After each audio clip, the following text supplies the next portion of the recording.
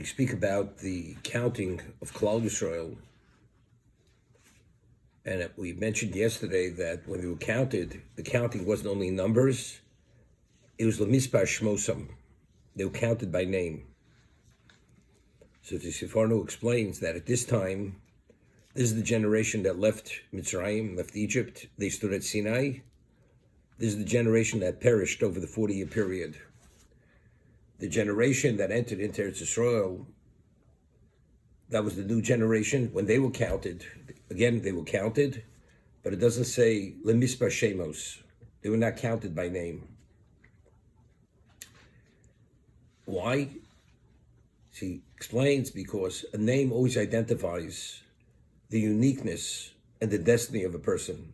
The Gemara tells us that Shmo Kogorim, based on a posuk, that the name you give a child, that the destiny of that child lies in the name. For instance, Rusa Movia, Rus, who was the grandmother of David HaMelech. Why was the name Rus? Because she would merit a grandchild, Shay Merave Es HaKadosh Baruch Hu B'Sish Bachos. He would say to Hashem with song and with praise. So within the name Rus already lied the destiny of herself that she will merit to have a grandchild who would be the special grandchild David Melech, who's the author of Tehillim. The word Merave, she would say to Hashem with song and with praise.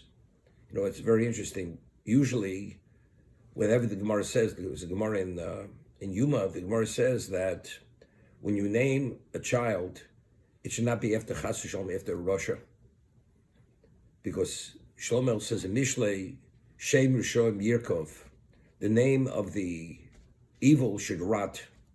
So therefore, it doesn't forebode well that if you use the name of an evil person, what the destiny of that child is going to be. And the Gemara tells a story that there was a woman who had a child that every day she would give, she was a very wealthy woman, she would give the weight of the child in gold to the Beis HaMikdash.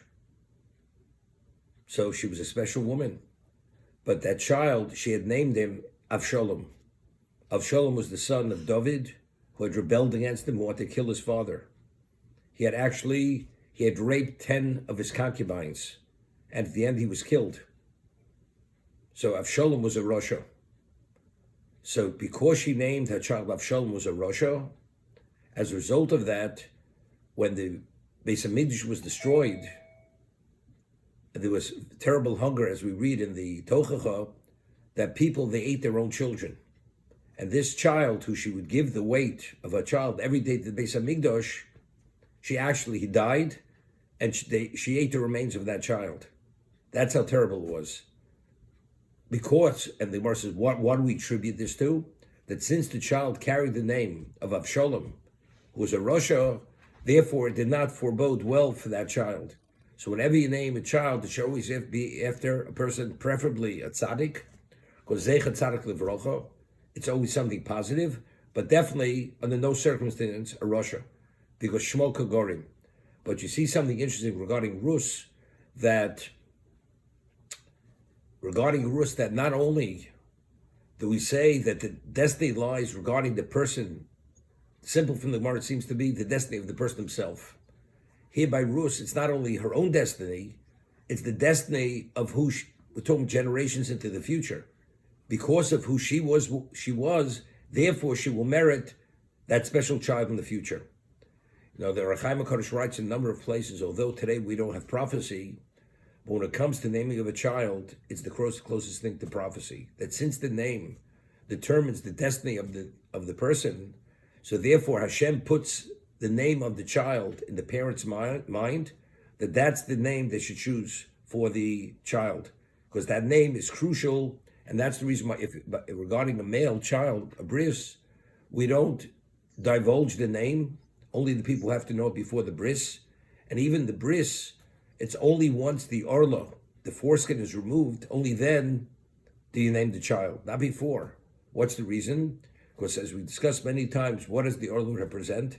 The orla represents the ra, the evil, which was introduced to existence to mankind as a result of the Eitz Hadas. That was the fruit that was tov ra.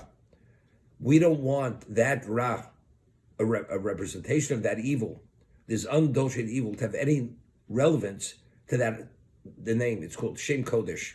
It's called the holy name, because that holy name that you give the child will determine the child's spiritual destiny. So to associate that name, to have it chas v'sholom, even exposed to it, we're concerned it'll actually taint it, and therefore we don't divulge a name, and the child is not named a name only once that orla, the foreskin, is removed from the child.